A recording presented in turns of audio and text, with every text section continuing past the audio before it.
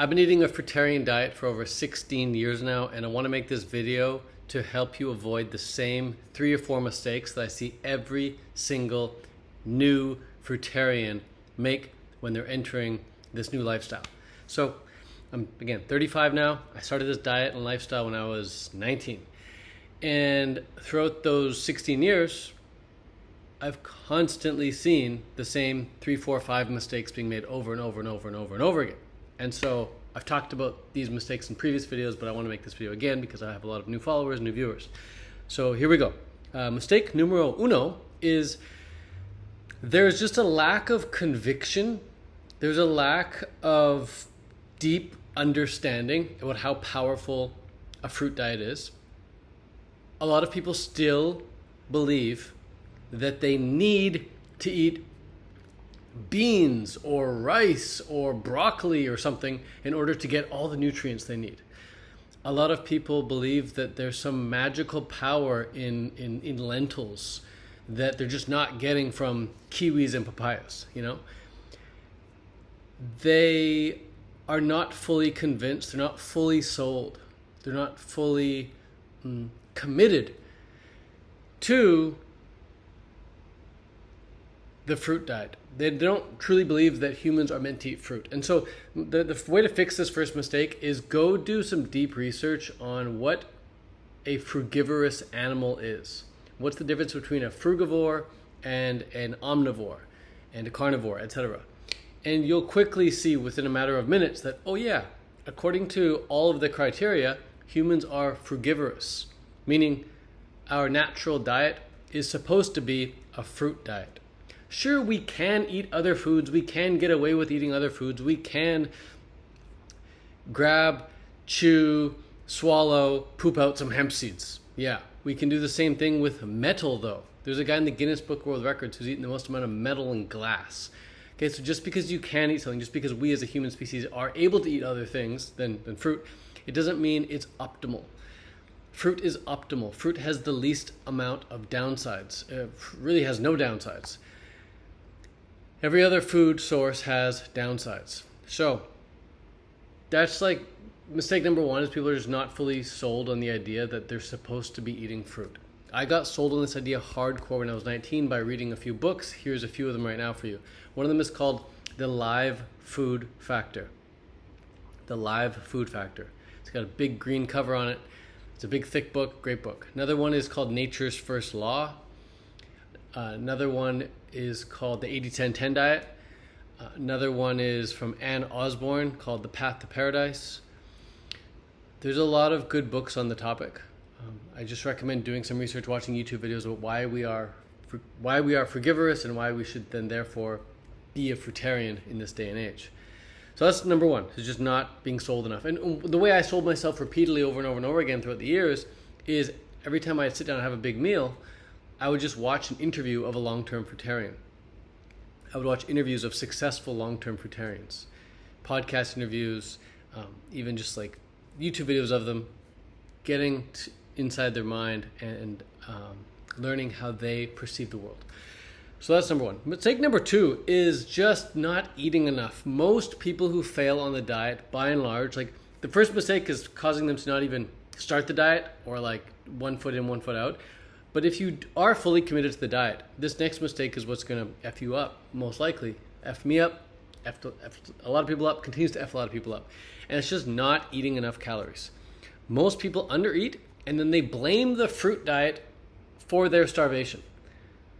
It's like if you have a room full of an abundance of fruit, you got the best mangoes, papayas, nectarines, peaches, melons, whatever, cantaloupe in that room, and it's all ripe, it's all high quality, and I come in there and I eat like 1 or 2 pieces of fruit, and I start to get hungry, and then I walk out the room and say, you know what, that fruit diet doesn't work, it's leading to starvation, I'm too hungry, I'm getting too skinny on that diet, it doesn't work. It's like, bro, because I ate 1 or 2 pieces of fruit, of course I'm going to be hungry. So when you're just getting into this diet and lifestyle, when you start eating the fruit diet, you really have to, it's going to feel like you're overdoing it. It's going to feel that way, but you're not.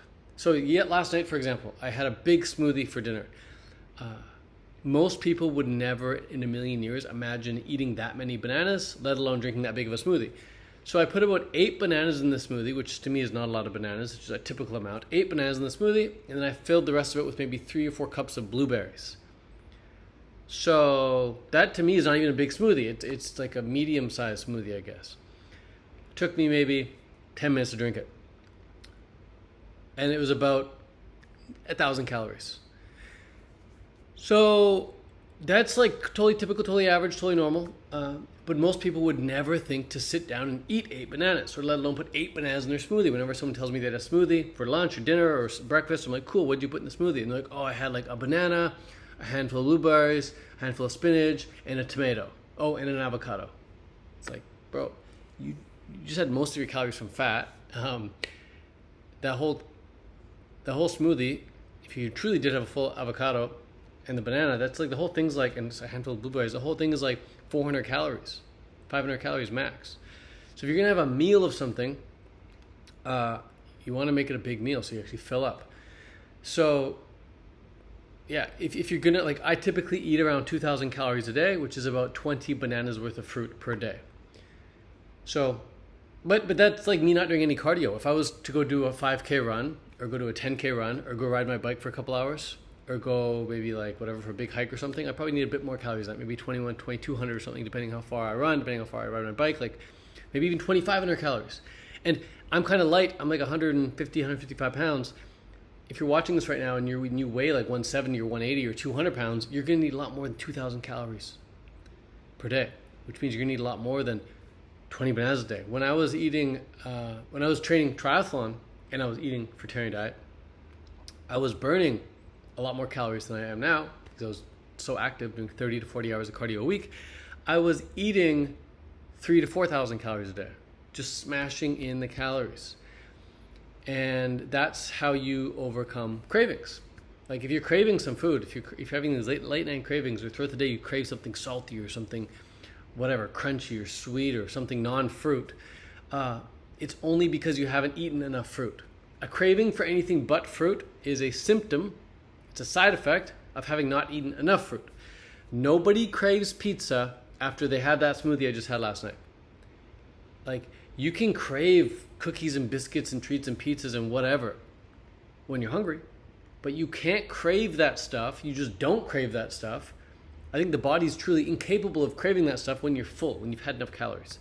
So, gotta eat enough, right? Gotta eat enough. Don't be afraid of getting fat on fruit. Is it possible? Yeah, but it's extremely hard to do. And when you're just getting into the fruit diet and lifestyle, you need to learn to overeat, because it's kind of like when they're launching rockets, when SpaceX, for example, is learning how to launch rockets, like the first few rocket launches failed. They failed because they had to put too much pressure, too much stress on the rocket to see where it would explode, to see where it would break. And so when you're first getting to this diet and lifestyle, you have to try to overeat to see your boundaries, to find your limits. Because most people far undershoot and they're always hungry. I was never hungry on the fruit diet whenever I made sure to eat enough. I'm only hungry when I undereat, right? So that's what you've got to do if you want to stick to this diet long term. If you're getting skinny, if you're losing too much weight, if you're having cravings, it's just side effects and symptoms of not eating enough calories. Cool. So mistake number 3 is you don't buy enough fruit. You don't stock up on enough fruit. So when I go fruit shopping, I rarely go to the grocery store just to buy some fruit. If I'm going to buy fruit, I go to the farmer's market, or I go to the wholesaler, or if I do go to the grocery store, I just go directly to the manager guy or the grocery produce guy, and I'm like, yo, how can I buy a case of these bananas? How can I buy a case of these oranges? I don't just go and fill up a little cart or a little grocery cart with some bananas and oranges and mangoes and kiwis. I buy cases of the fruit. To eat enough, you've got to buy enough. So I like to buy in bulk. You get a discount typically too. Like today I got a 30% discount when I bought my case of organic bananas. But you don't really get that discount typically when you're buying at a grocery store. Well, you can, but I typically recommend going to a farmer's market or going to a warehouse to get the discount. But yeah, if you're not buying a case of fruit, it's going to be extremely difficult to stock up enough. And when you do stock up, you want to stock up on several types of fruits. So you want to stock up on ripe fruit, so you can eat it right now. You want to stock up on unripe fruit so that it will become ripe. You want to make sure you're stocked up on frozen fruit. So your freezer should always be full of frozen berries and mangoes and bananas or whatever. And then you want to make sure you're stocked up on dried fruit as well. Dates, raisins, that sort of thing. So yeah, if you're stocked up on those, if you got enough dried fruit, like I got dates right here, I've got frozen berries right now, I've got frozen bananas right now, I've got unripe bananas right now, I got ripe bananas right now, like I'm good, I'm stocked. So that's how you stock up. Like you make sure you hit all those marks, you check all those boxes. Difficult to do when you're traveling. I've been traveling quite a lot in Australia right now. It's difficult when you're switching Airbnbs every week like I'm doing right now, but it's still possible and it's still necessary if you want to succeed on this diet and lifestyle. If someone were to come over to my house right now, like if I were to invite over a friend right now, this is the litmus test. You want to be able to invite a friend over and be able to make a meal for them so they can eat all the fruit they want, and it still doesn't really hurt your ability to eat the fruit that you want to be eating. So I got a friend in California, Taylor, awesome chick, awesome girl, awesome woman. People get so triggered, man. I say the word chick sometimes, and like, we're not chicks, don't call us chicks, we're not little chickens. And then I'll say girl sometimes, and they're like, she's not a girl, she's a full-on woman. She's over 30 years old, don't call her a girl, that's weird. It's like, bro, I don't even know what to say anymore. Anyways, Taylor, cool, great human being. Every time I go to her house, she's fully stocked. She's fully able to make me a big meal of whatever I ask for. Like, can I have some of your persimmons? She's like, sure, go ahead, take some. When I leave her house, she gives me stuff to take. She's like, here, take some blueberries, take some of this, just take some of my fruit. She's got so much, she's got abundance. Is it a surprise that she's been succeeding on this diet and lifestyle for so many years? No, because she's stocked up and she fills up. She doesn't undereat, she doesn't restrict herself. She eats as much as she wants.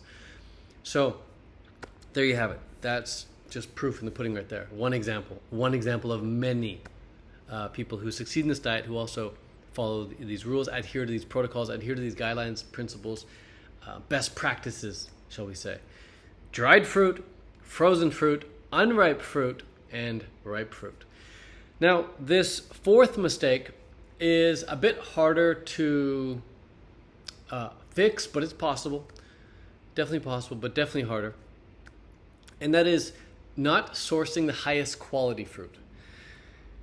So if you buy low quality fruit and you buy lots of it, it's extremely difficult to do this diet and lifestyle. It's extremely difficult to just want to eat fruit because the quality is just so low. Like the bananas are just so bad. The kiwis are just so sour. The oranges are sour. Like the melons are just hard. Like you can't really do it if the quality is low. And the higher the quality is, the easier it is to do the diet and lifestyle. The easier it is to think all I want to do is eat this food. I don't want to when you truly have the world's highest quality fruit. There's no willpower. There's no discipline. There's no sense of yay is me. I was 100% raw today. That all goes out the window. You're just like, I just want to eat this fruit. It would require willpower to stop eating it. It would require willpower to be like, you know what, I'm going to stop eating this and eat something else. And the whole time you're eating that other thing, you'd be like, oh, I just want more of that good fruit. It's so freaking good. Fruit is food you fantasize over when it's really, really good. So try to do your best to go out of your way. It might require you to drive an extra half an hour. It might require you to spend an extra bit of money to get the highest quality fruit, but just do it and you'll see the difference. Eating high quality fruit can make your life a psychedelic experience without needing any psychedelics. Like fruit will connect you to the divine when it's really, really good. It's just there's no words I can even use to describe how blissful it is to live on really, really good fruit. Words are not necessary. Words are not required. You just eat the fruit and you'll feel it for yourself. So yeah, those are the first four mistakes. And then I guess the fifth mistake I see people make a lot, again, repeatedly over and over and over and over and over again. I've made this mistake myself, sometimes knowingly, sometimes unknowingly, but I don't really make it anymore. I see other people make it all the time. I see top fruitarians really never making this mistake. And it is improper food combining. It's just mixing the wrong foods. So You can happily and easily and enjoyably blend up a smoothie right now of bananas and dates with some coconut water. Boom, drink that back, no problem. It's going to digest just great. But if you go have that same banana smoothie with dates and coconut water, and then 5 minutes later have some watermelon, you're going to be in for a world of pain, my friend. You're going to be in for a world of discomfort, digestive discomfort. Great example is I was living in California for a while, and every morning I'd wake up and I would have 3 or 4 oranges, wait 5 minutes, have a banana, head out the door for my workout. Just doing that every day on repeat for a week. And then one morning I made a mistake and I had the banana first, waited 3, 4, 5 minutes, had my 3 or 4 oranges, boom, gut ache, gut issue.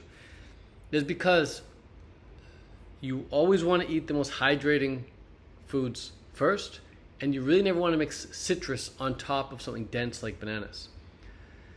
Citrus and bananas do not digest well together. That's one example. But just like the example I gave earlier too, like you don't want to put watermelon on top of bananas. Melons and bananas don't digest well together. But you also don't want to mix fats and sugars together. So I would never, ever, ever suggest you blend up dates with avocado. Is it going to taste good? Hell yeah. You make a sauce with like tomatoes and basil and some dates in there, and then you throw in an avocado, it's going to be incredible. But it's going to digest so poorly. You're going to feel all gassy and bloaty, and you're like, ugh. You're going to blame the fruit diet.